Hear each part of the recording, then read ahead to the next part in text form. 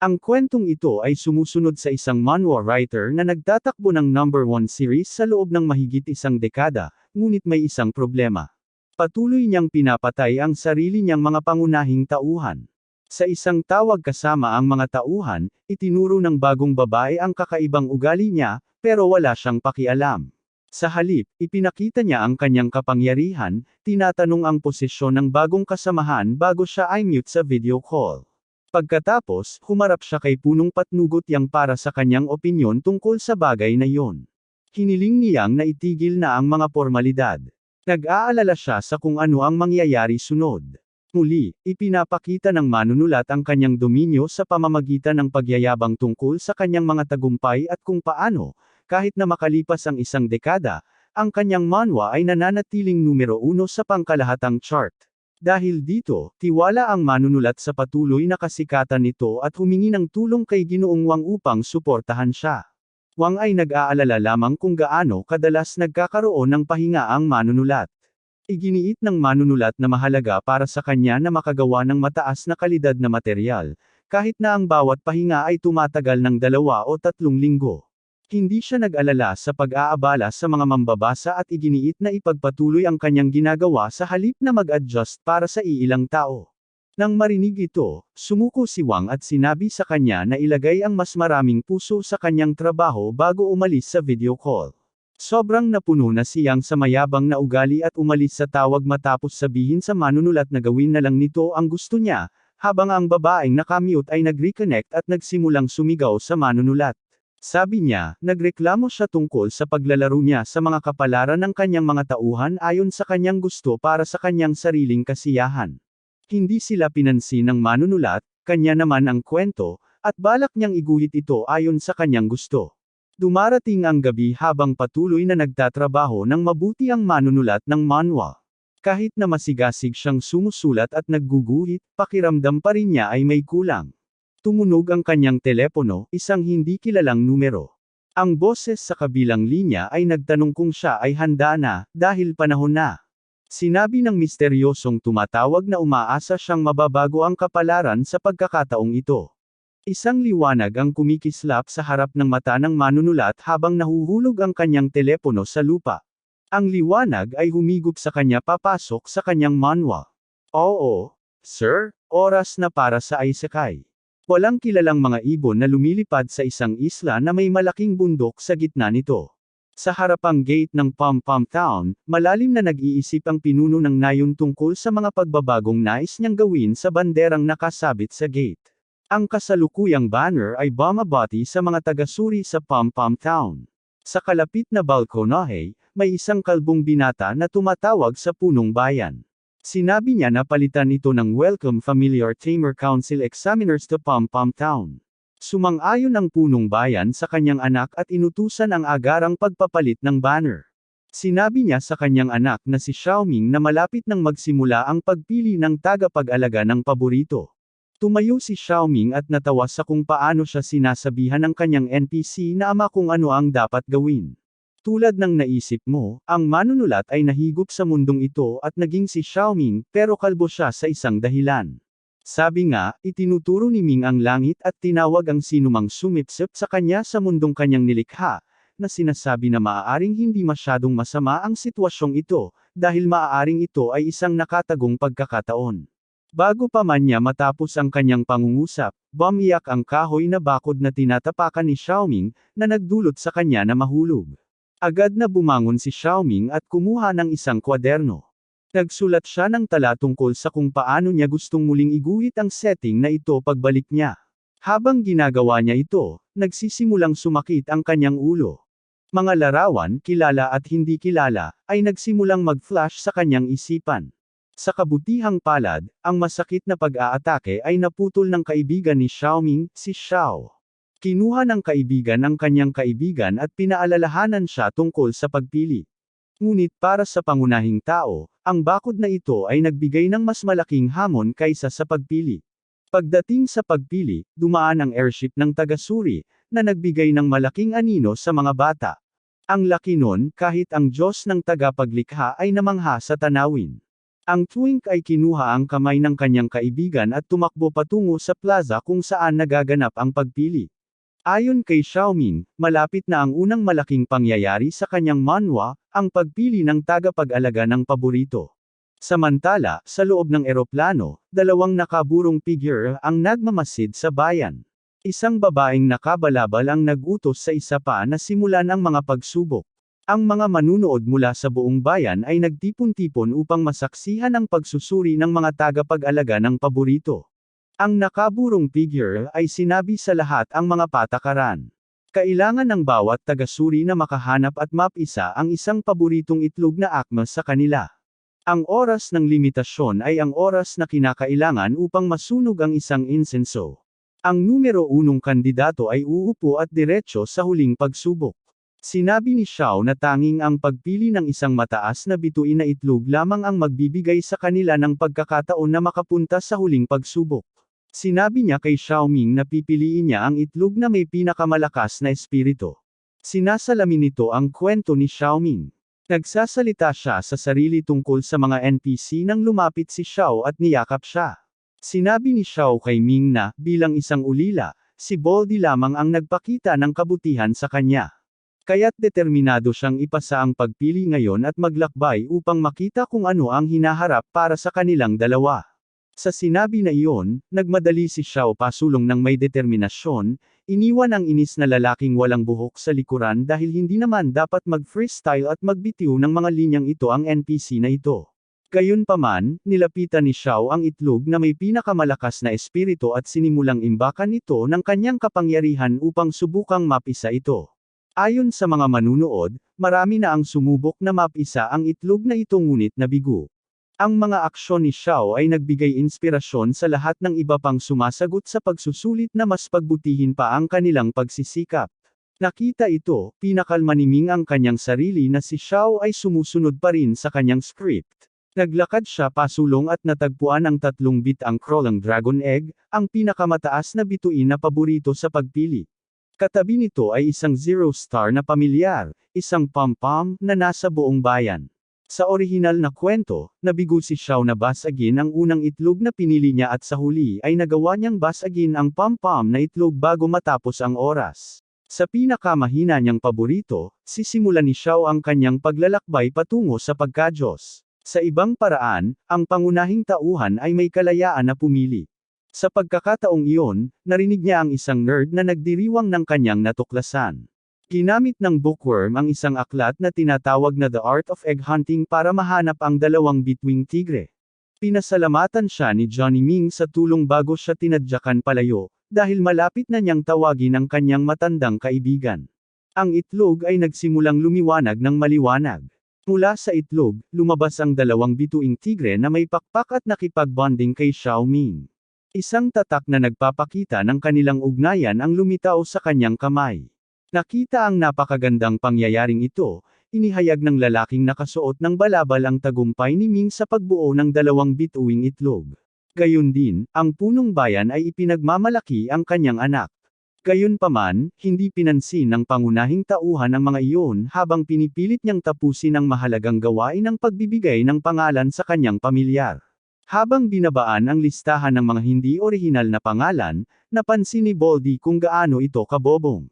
Gusto ng tigre ang tunog ng salitang iyon, kaya't nagpa siya si Xiaoming na tawagin ang kanyang paborito na Goofy Tiger. Di nagtagal, inihayag ng lalaking nakaberda na malapit nang matapos ang takdang oras. Sino mang hindi nakabuo ng koneksyon ay hindi makakabuo ng isa pang koneksyon sa loob ng 5 taon.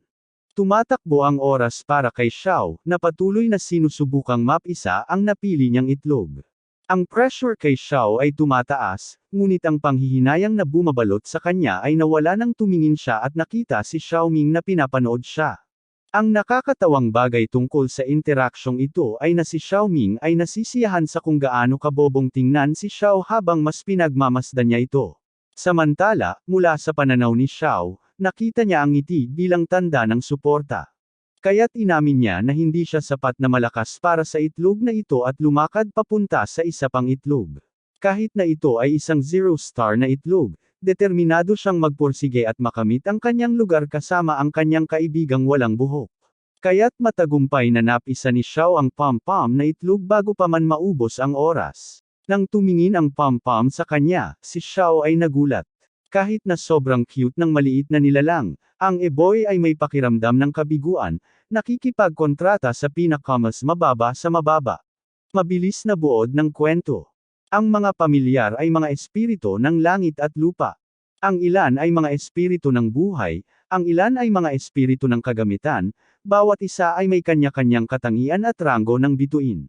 Iba't ibang ranggo ng bituin ay may iba't ibang mga regalo, mahika, at anyo ng labanan. Ang mga pamilyar na may 7 bituin ay kasing makapangyarihan ng mga Diyos, habang ang mga may 0 bituin ay kasing mababa ng alikabok. Tapos na ang klase. Ngayon ay ang pangalawang pagsusulit, ang pagsusulit sa kakayahan ng pamilyar. Pero bago ito nagsimula, nakita namin si Xiao na nakabaluktot sa gilid, niyayakap ang kanyang paborito. Sa kabutihang palad, lumapit si Xiao Ming upang pasayahin siya. Tulad ng sinabi kanina, nalungkot si Xiao sa kanyang pagpili ng paborito. Si Ming, gayunpaman, nagpakita ng kalmado at sinabi sa kanya na walang mga pangkaraniwang paborito, tanging mga pangkaraniwang tagapag-alaga lamang. Ang mga salitang iyon ay sapat na para makabangon si Xiao at muling magpatuloy. Sa kanyang isipan, nagtakda si Xiao ng layunin na mag-ensayo ng doble para makasabay sa kanyang pinakamatalik na kaibigan at hindi siya mabaigo. Isang magandang sandali talaga, sayang nang lumingon ang bata sa kanyang likuran. Hindi siya pinapansin ni Xiao Ming. Sa halip, nakatuon siya sa pagbasag ng itlog na hindi napisa ni Xiao. Pagkatapos basagin ito, ibinabad ng baliw si Goofy sa pula ng itlog, na para bang nag-perform ng isang bagay na tanging masasabi ko lang na poke baptism. Kinaila niya si Goofy na puno ng pula ng itlog sa kanyang tiyan. Lumabas na hindi ito isang tunay na itlog ng tamer, kundi isang prutas ng banal na puno na pinapabuti ang linya ng dugo ng isang pamilyar at labis na pinapalakas ang kanilang lakas. Ito ay isang pandaraya na ginawa ng manunulat para makasulong ang pangunahing tauhan. Kaya pagkatapos magawa ng pangunahing tauhan ang kanyang bahagi, sinabi niya sa kanyang anak na iniwan niya ang natitirang pula ng itlog para magamit niya ito sa kanyang paborito.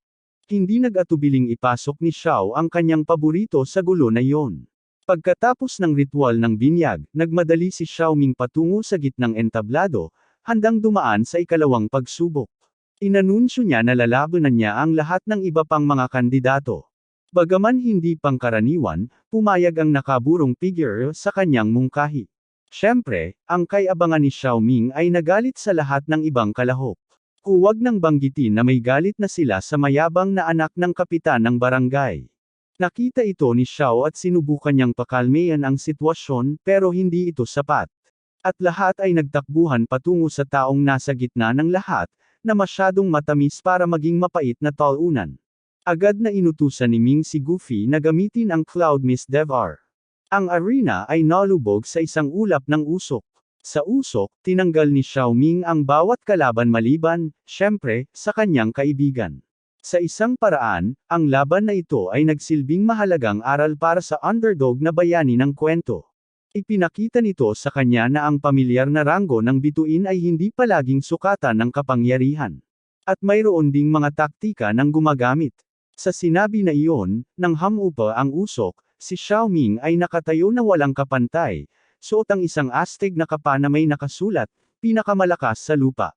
Ang nakaburong figure na namamahala sa mga pagsubok ay labis na humanga sa pagtatanghal ni Xiao Ming, pati na rin labis na nalito kung saan nagmula ang balabal na iyon.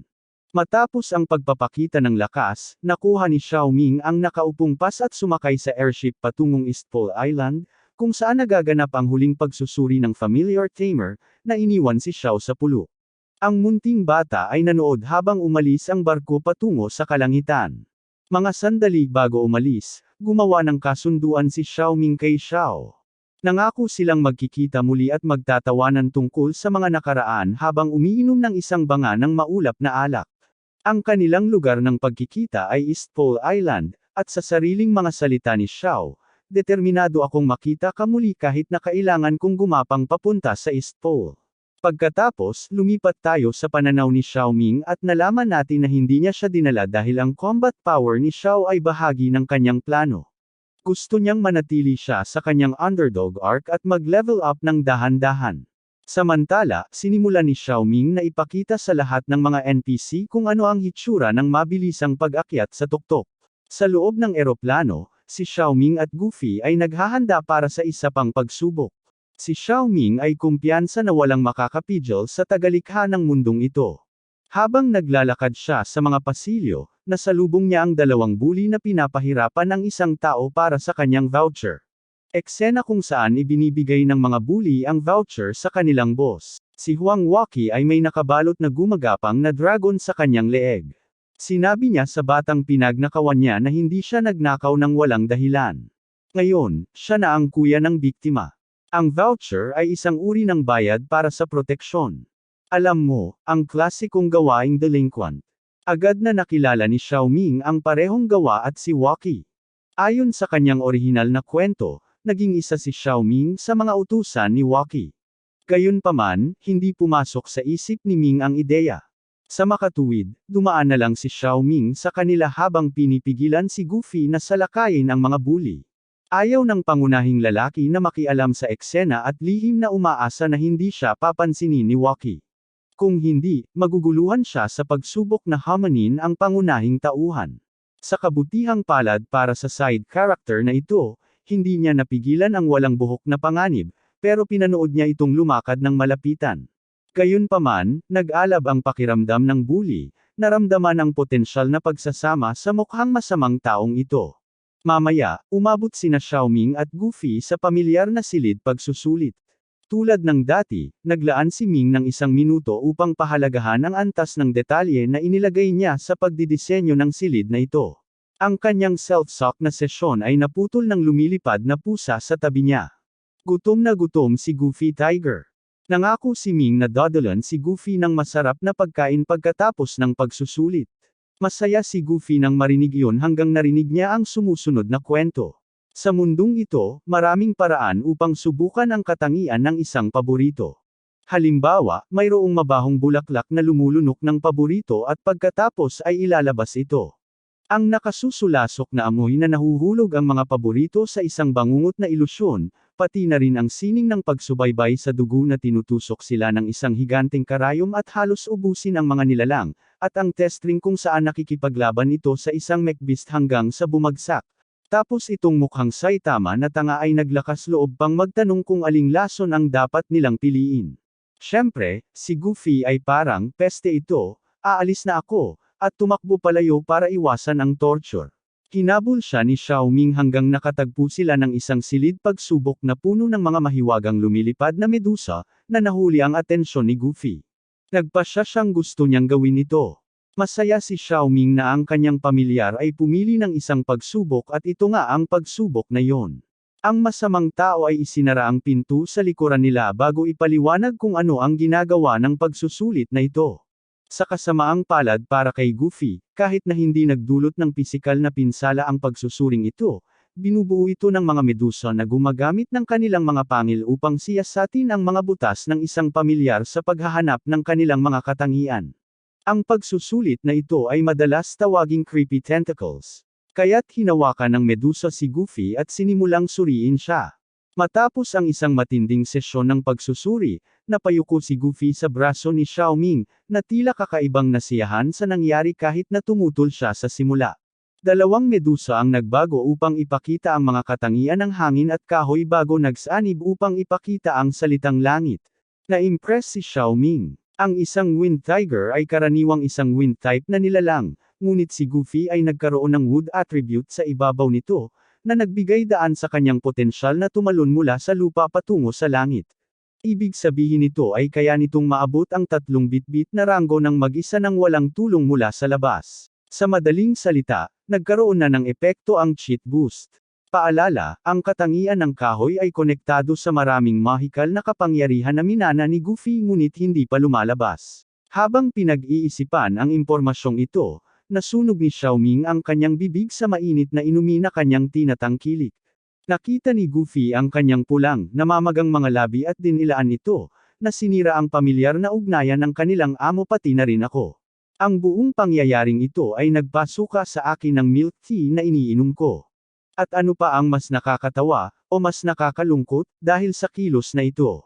Kailangang ipatupad ni Ming ang mga patakaran ng pamilya, sinabihan si Goofy Tiger na panatilihin ang ligtas at platonic na distansya sa pagitan nila at pinaalalahanan pa siyang huwag gumapang sa kama sa gabi.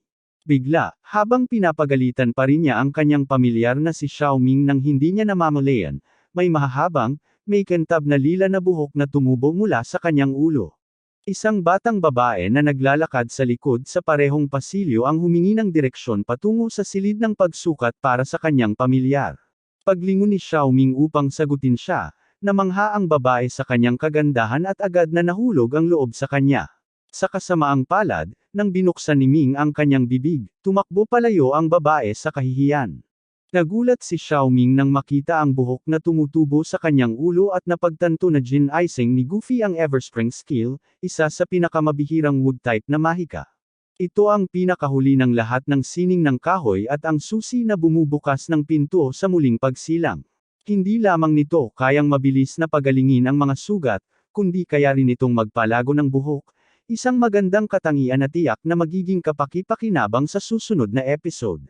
Sabi nga, ipagpatuloy natin kay Xiao Ming, na malapit nang inumin ang dahilan kung bakit siya sumakay sa barko, ang Spirit Merging Pill, isang sinaunang banal na gamot na kayang magpataas ng lakas o antas, na magbibigay daan sa Goofy Duo na maabot ang pseudo 4-star na lakas. Menace, ayon sa kanya, sa proseso ng paggawa ng barko, itinago ni Xiao Ming ang pill sa likod ng isang partikular na kahoy na tabla sa pintuan ng control room. Hindi na kailangang sabihin, natagpuan ni Xiao Ming ang lokasyon at yumuko upang kunin ang table task. Bago pa niya makuha ito, bumukas ang pinto para pumasok ang patrol ng taga-suri. Ang eroplano ay umaalis sa unang antas ng kalangitan at papunta sa ikalawang antas. Sila ay lumilipad sa itaas ng Qinghe Island, isang magandang lupain, mayaman sa mga halamang espiritu para sa alchemy. Kaya, napagtanto ni Xiao Ming na malapit nang matapos ang kilos na ito. Pagkatapos, bigla na lang, ang batang babae na bumangga kay Xiao Ming sa pasilyo ay napalibutan ni Waki at ng kanyang mga tauhan. Inutusan siya ni Waki na ipakita ang kanyang espiritu na gamit, pero hinawakan ng babae ang kanyang mist robot at tumanggi, tinawag silang mga punk. Nang marinig ang salitang, nagalit si Waki at hinawakan ang kanyang damit, banta na itatapon siya sa labas ng barko, na nagpapatunay na siya nga ay isang punk. Iwasan ng mga manunood na makialam dahil may dalang dalawang bituin na pamilyar si Waki at dahil ang mga pribadong laban ay madalas na bahagi ng mga pagsusuring kanilang dinaranas. Ang mga nakaburong taga-suri ay nanood mula sa malayo sa insidenteng ito.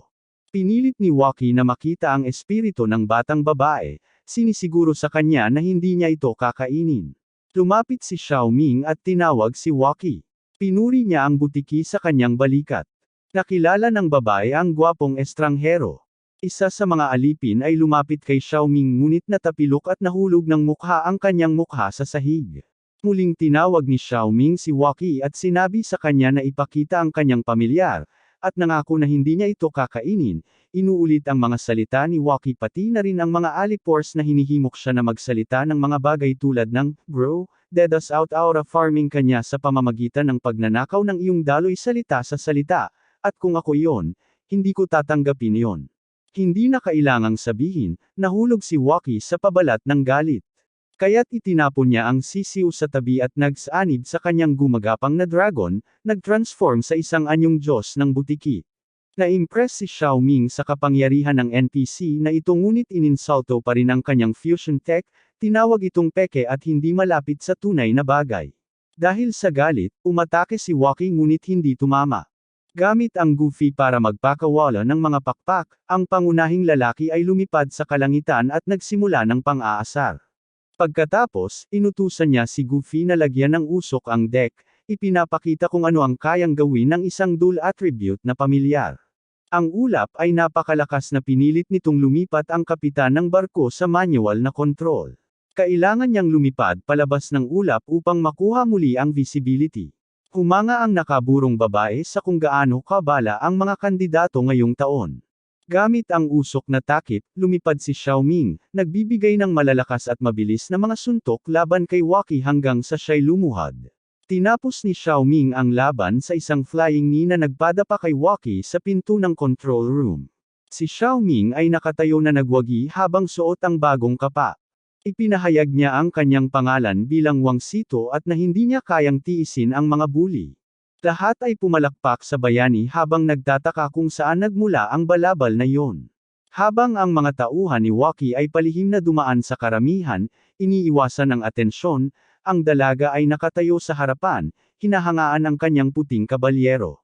Gamit ang kaguluhan, kinuha ni Goofy at ibinigay kay Xiaoming ang pil bago bumaba ang babaeng nakabalabal at tinawag si Xiaoming. Lahat ay nakilala si Lady Grand Gold Star mula sa East Council. Nakilala rin ni Xiaoming ang 4 na bituin na halimaw na NPC na nakatayo sa harap niya. Pinuntirya ni Star na parusahan si Xiaoming dahil sa ulap na kanyang nilikha na muntik nang bumangga ang barko. Sinabi niya sa kanya na kung makakaligtas siya sa isang hampas mula sa kanya, palalayain siya sa kanyang pagkakasala. Alam ni Xiaoming na anumang palo mula sa kanya ay magwawakas na sa kanyang buhay sa puntong ito. Handa na si Star na sumaksak gamit ang kanyang espada sa bilang ng 3. Pinanatili ni Xiaoming ang kanyang kalmado, hinawakan ang mahiwagang pil, at nagsimulang maglakad patungo sa gilid ng barko na, sa totoo lang, napatawa ako. Idineklara niya na may isang kontrabida na nananakit sa isang inosenteng babae habang ang mga taga-suri ay nananatiling walang ginagawa. Hindi niya matiis ang ganitong kawalang katarungan at nagpasya siyang makialam at iligtas siya. Sa dramatikong paraan, umakyat siya sa gilid ng barko at tinawag na walang hiya at hindi makatarungan sina Star at ang konseho. Tinanggihan niya ang ideya na manatili sa pugad ng dumi na ito at tumalon mula sa barko. Ang eksenang ito ay sobrang nakakatawa para sa akin dahil sa halos lahat ng Chinese media ay ginagawa nila ang mga 1 strike, 2 strike, 3 strike bets, at kailangang sundin ang kabilang karakter. Pero sa pagkakataong ito, sabi ng pangunahing lalaki, hindi, have a good day, aalis na ako, na nag-iwan sa babae na labis na nalungkot at ang mga manunood na nagulat.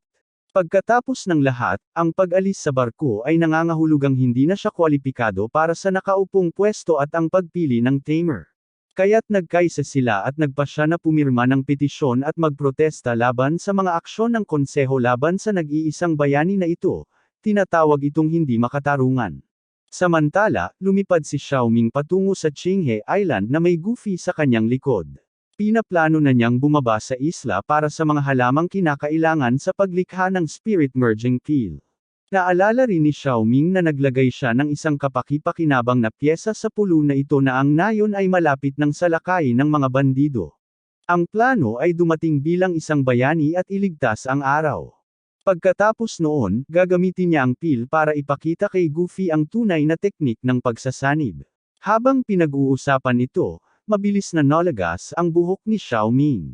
Isang kumpol ng buhok ang tumama kay Goofy sa mukha, pinakawala ng pagkakahawak niya kay Xiaoming. Si Goofy ay lumipad pababa ng kasing bilis ng makakaya niya upang subukang mahuli ang kanyang tagapag-alaga bago ito bumagsak sa lupa. Sa isla sa ibaba ay may 3 batang babae na nag-iimbak ng pagkain sa gubat. Isa sa mga babae ang nakakita ng bulalakaw at sinabi sa kanyang kaibigang si Bai Jian na mag-wish. Nais ni Jian na umunlad ang mga palayan, lumago ang kagubatan, at maging masaya at malaya ang lahat ng mga nilalang.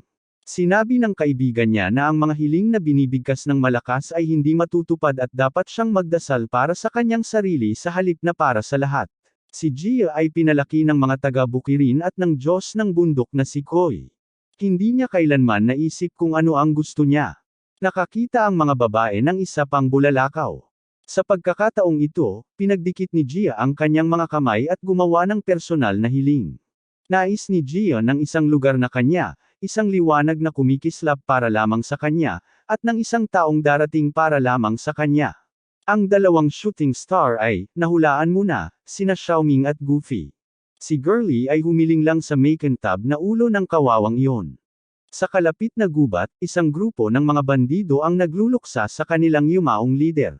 Ang buong grupo ay binubuo ng mga kalalakihang kalbo. Isa sa mga tulisan, si Yan Xiong, lumapit at inangkin ang sarili bilang bagong lider. Tumanggi ang gang. Ayon sa kanilang minamahal na yumaong boss, ang bagong leader ay ang taong makakapagpaamo ng kanyang agila. Tinawag ni Xiong ang agila sa kanyang tabi.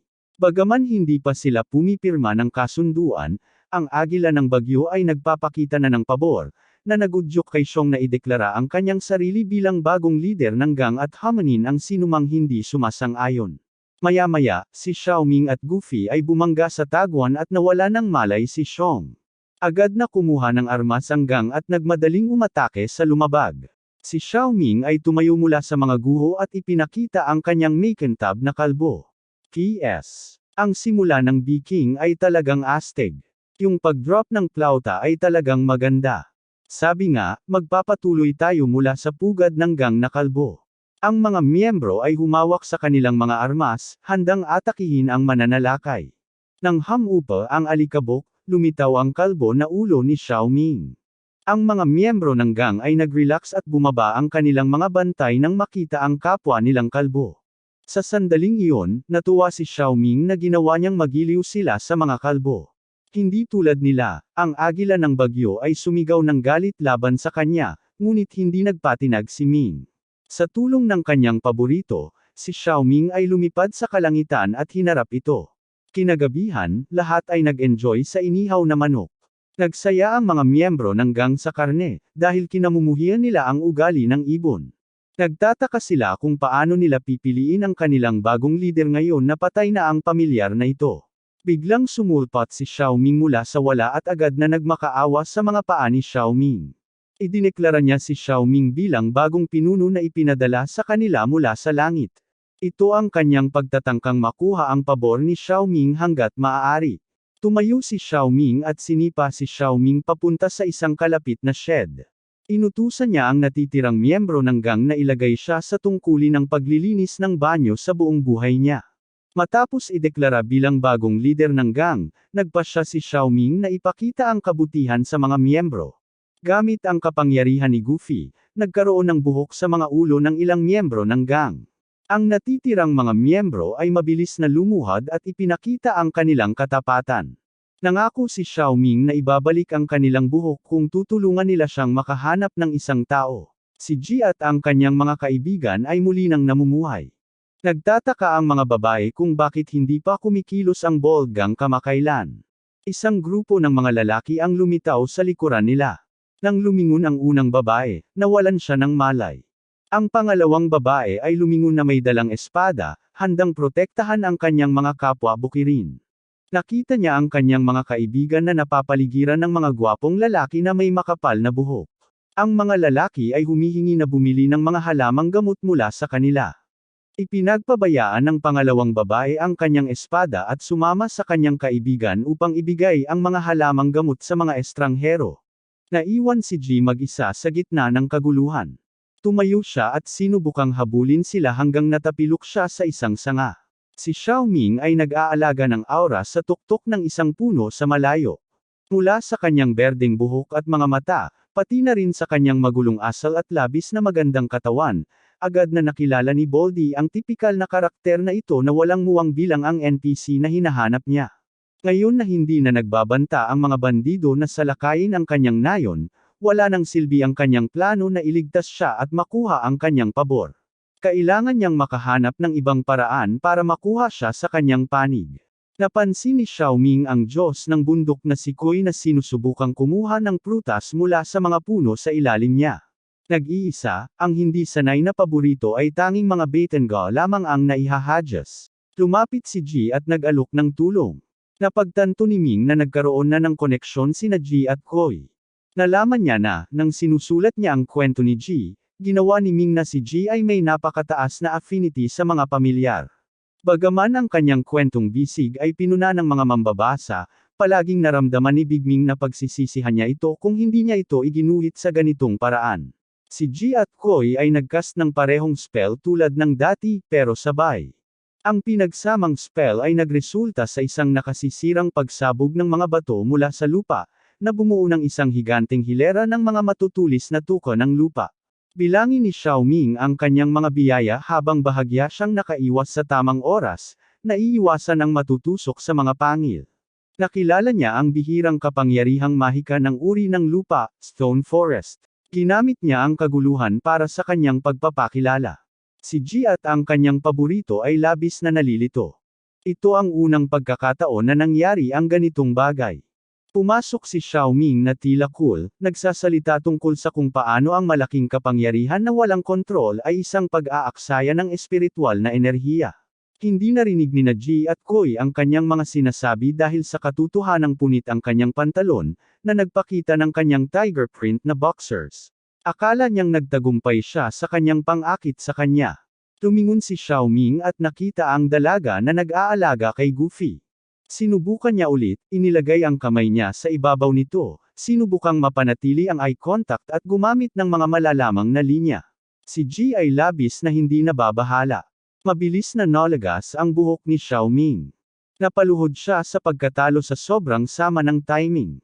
Sinimulang higuran ni Ji ang makinis na ulo ni Xiaoming habang tinatanong kung siya ang ama ng tigre. Sobrang fan siya ng makintab na kalbo niyang ulo.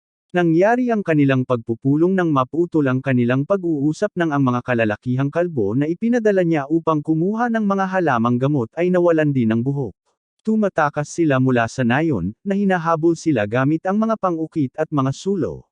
Ang mga dalaga ay lalo pang kinamuhian matapos malaman na ang kanilang mga gwapong bisita ay mga kinamumuhian na tulisan.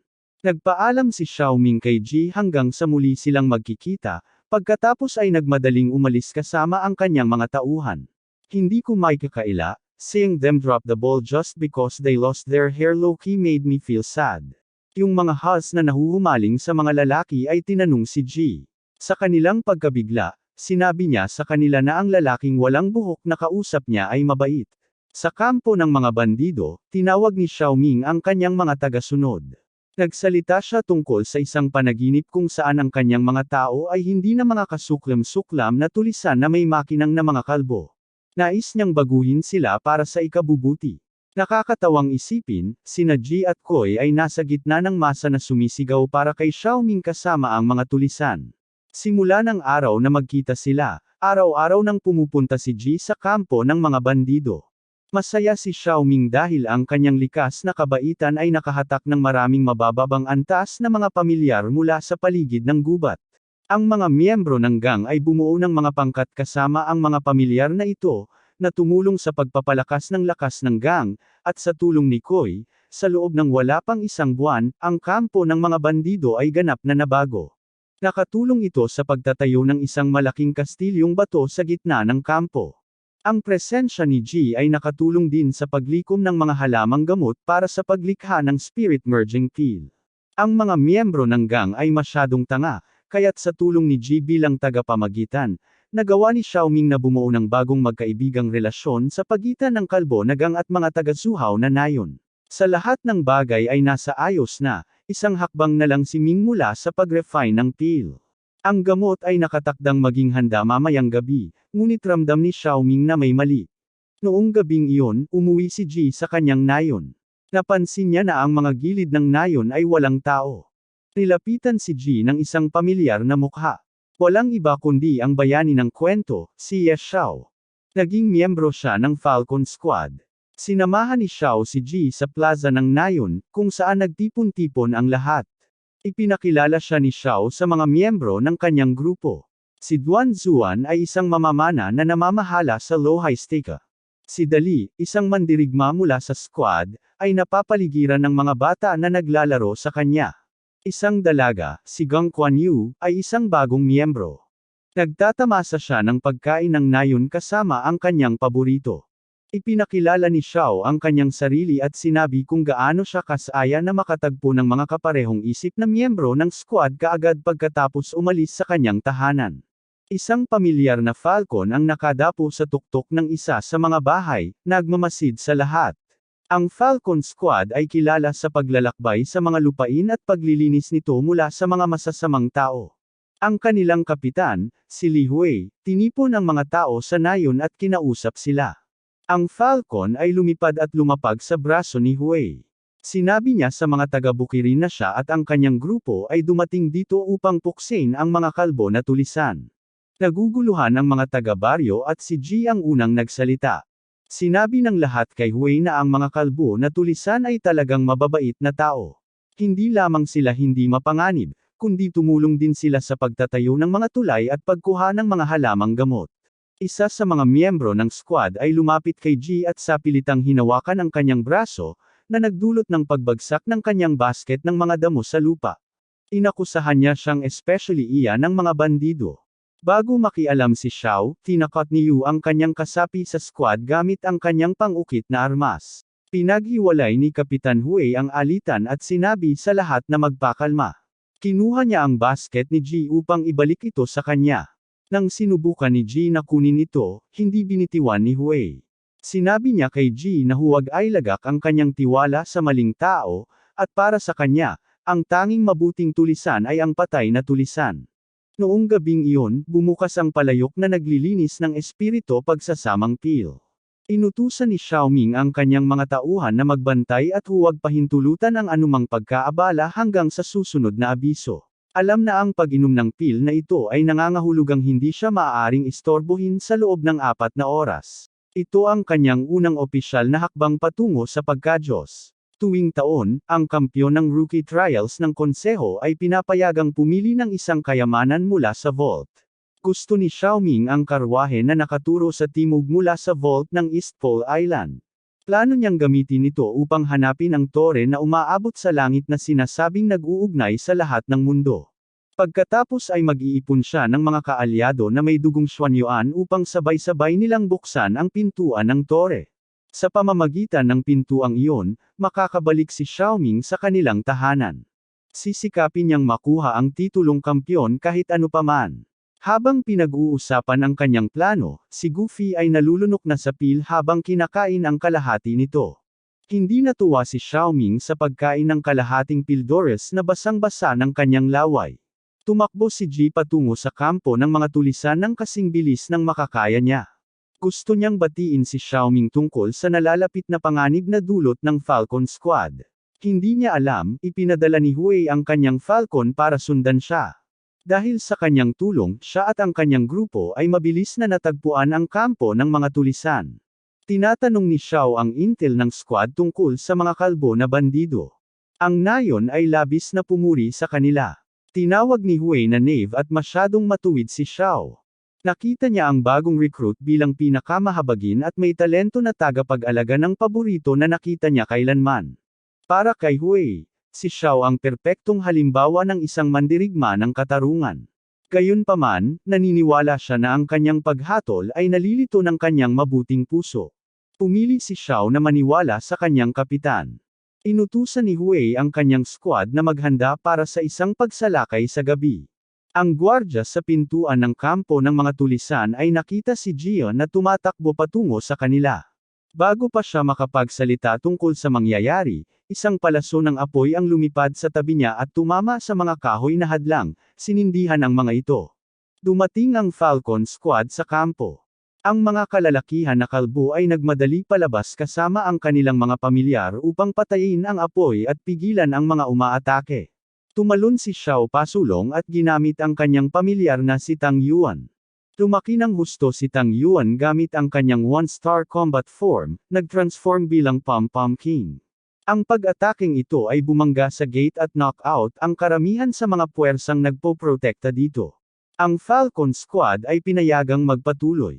Inutusan ni Hui ang mga ito na linisin ang mga nahuhuli at bantayan ang mga bihag. Isa sa mga miyembro ng gang ang nagsabi sa mga umaatake na hindi nila kailanman mababansot ang kalbo na kuta. Sinubukan ng Falcon Squad na pasabugan ang kuta gamit ang mahika ngunit walang nangyari. Naghanda si Hui ng isang estratehiya upang hilahin ang sinumang nasa loob patungo sa kanila. Matagumpay na naabsorb ni Xiaoming ang Spirit Merging Peel. Kailangan pa ng kaunting oras ni Goofy dahil hindi alam ng mga paborito kung paano gamitin ang espiritual na enerhiya para mapabilis ang pagsipsip. Narinig ni Xiaoming ang kaguluhan sa ilalim ng kanyang mga pader ng kastilyo.